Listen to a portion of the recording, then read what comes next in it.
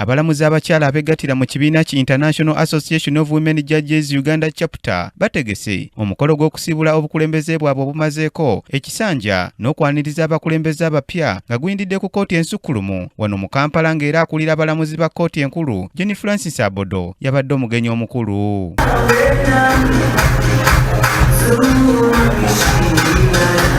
Abodo asoose kwebaza abakulembeze b'abakyala abalamuzi obubaddeko nga badde bukulemberwa omulamuzi Elizabeth Jenny Alividiza olw'omulimu omulungi gwe bakoze mu kisanja kyabwe eky'emyaka 3 nga wano ayaniriza n'obukulembeze obujja.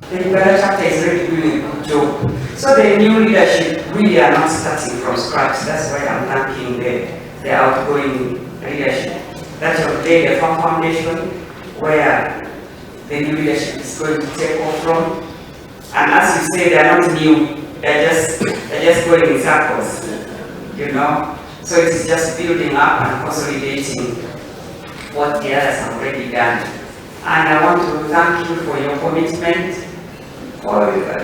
Leadership is a duty, but it can also be challenging. Ono wano wasinzidde naawe obweyamo obw'ekitongole ekiramuzi obw'okukwasizaako abalamuzi abakyala basobole okutuusa obuweereza. I want to pledge as the judiciary leadership that we shall continue interacting with you, we shall continue supporting you in what you do, and whatever activities that the judiciary leadership comes up with, and it is and most of the time the post is for the judiciary, but really it's by administration of justice in the country. So whatever you do, have a bigger picture that it should cascade to the rest of Uganda. So as the judiciary leadership, we commit to continue to support you and collaborate with you and work with you. If you needed to be in some of the open days, we can be there because Abodo kyokka n'abasabye okutambuza emirimu gyabwe mu bitundu by'eggwanga eby'enjawulo baleme okwetooloolera mu Kampala mokka, n'abasaba obutenyooma nga bakola emirimu. Because we don't want it to be concentrated here in Kampala. We want this to be felt in Kisoro, in Karamoja, in Arua, so that it's international. It is international, and like we say, I want to take special. Pulezidenti w'ekibiina omujja nga ye mulamuzi Olive Kazalwe Mukwaya okuva mu kkooti y'eby'ettaka alambuludde ku byagenda okutandikirako. Kye bayita mentorship, kuba mu Luganda bakiyita ki mentorship. President afuddeyo abagambye nti yatandika mu kitongole kino nga magistrate grade 1, afuddeyo nga ali mulamuzi wa high court.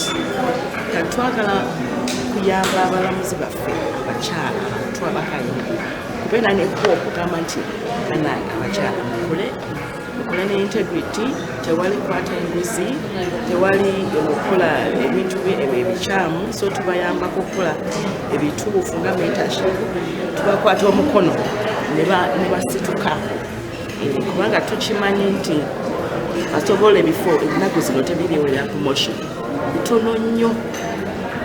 So omuntu ayinza okubeera ku kifo emyaka mingi nalowooza nti talina mugaso. Mu ngeri y'emu ayogedde ku kusomoozebwa ku basanga. Omukyala ali mulamuzi alina okuleka abaana be, aleke ebifamili ye, agende nga Masindi owabangwa ewala, n'aleka ebintu kakati.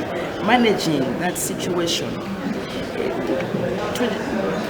tubeerawo ne tugamba nti kati lwaki tetwogera naye ng'abakyala ffe abakiyiseemu. Oluvannyuma abakulembeze abasoolobye ku bannaabwe mu buweereza baweereddwa ebirabo.